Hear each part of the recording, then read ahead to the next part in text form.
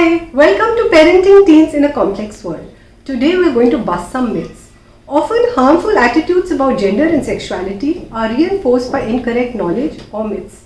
Sometimes these myths come up in conversation with friends or over dinner with family. मैंने ये सुना था, अरे वो ये कह रही थी. When there is inadequate sexuality education, young people tend to turn to porn or the internet where information is unreliable.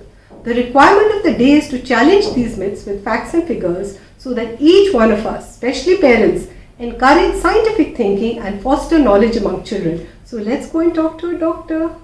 Can you explain the difference between sex and sexuality? Most people are quite confused. There's always a confusion regarding sexuality education and sex education. Sexuality education is not empowering about the act of sexual intercourse. Sexuality is a term which encompasses so many other things.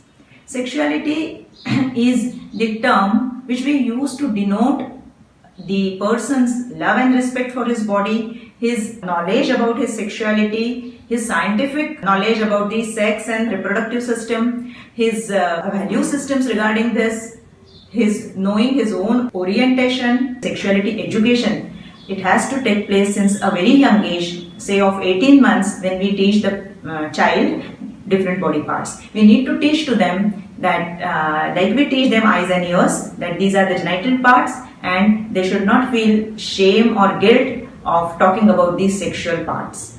So they start to know their body, then afterwards they start to get understanding of their gender, and as they grow older, they come into puberty, they realize there are a lot of changes, and then they are maybe free to talk with you about these changes as well. Parents dread the onset of puberty amongst children. Somehow puberty in girls remains a taboo subject for a host of cultural reasons. There are a lot of myths. For instance, in India, many stigmatizing myths prevail regarding menstruation. What is your advice to parents? Myths about growth and puberty are many. Actually, our adolescents are not taught what is normal in a developing body.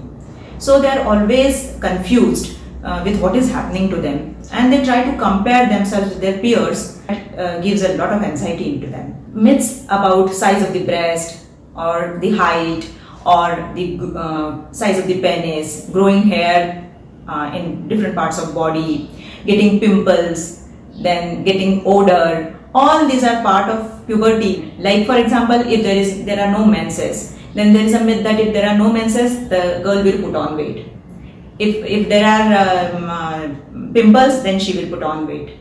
Then regarding vaginal discharge, a clear vaginal discharge which is very normal is also taken as a cause of concern. Then little bit of heavy bleeding, it is taken as a cause of concern. Many times it is taken as a getting pain during the menstruation. There is a myth that you should not take any pills or any medicines for that.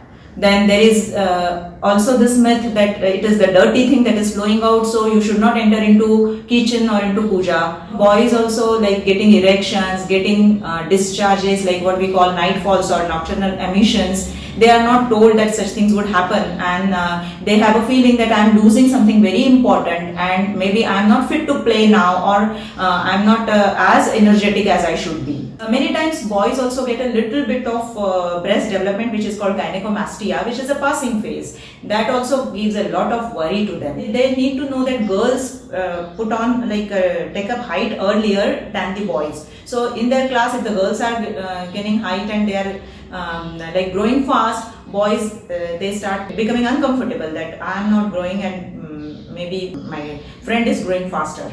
So all these things cause a lot of concern to the adolescents, and the best thing is to talk about them, to let them know what is puberty, what is expected out of puberty, what is menstruation, how to take care of menstruation, what are the signs of healthy growth, and what are the signs of concern. Myths about puberty can cause unnecessary anxiety in parents and children. The best time to talk about puberty with your child is before it begins. Have an open and relaxed approach. Use the correct terms for body parts so that your child is comfortable with using the right words while talking about their own body. Convey facts in a conversation rather than stressing on myths. Don't worry if your child doesn't want to share everything with you. Ensure that you're always available and accessible, reassuring the child that you're there for him or her. मैं हूं ना. If you find this talk interesting, like, comment, share, subscribe. Until next time.